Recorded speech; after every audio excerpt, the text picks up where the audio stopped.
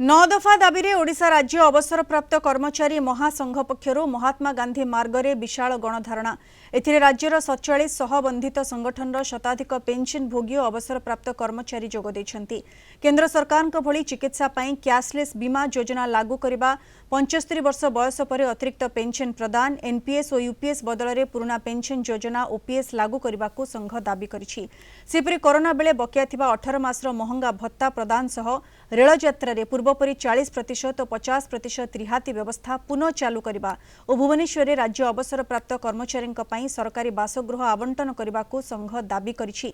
आसंता 3 दिन पर्यंत गणधारणा जारी रहिबो। सरकार दाबी न मानिले दृढ़ पदक्षेप नियाजिबो बोली महासंघ चेतावनी दैछि। 9 दफा दाबी आम राज्य सरकार पाखे उपस्थापन करछु। तादर मुख्य दाबी होची चिकित्सा भत्ता।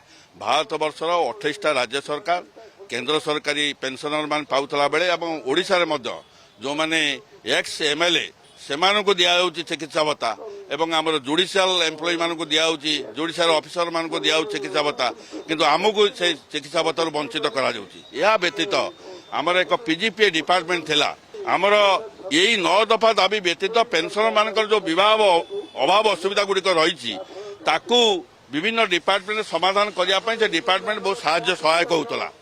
तेणुक राज्य सरकार गोटे पैसा मत खर्च हो पार ना। यही दाबी गुड़िक आमर 3 दिन धरिकी आज 18 तारिख आसंता 19 तारिख और 20 तारिख कार्यक्रम आम रखीचु।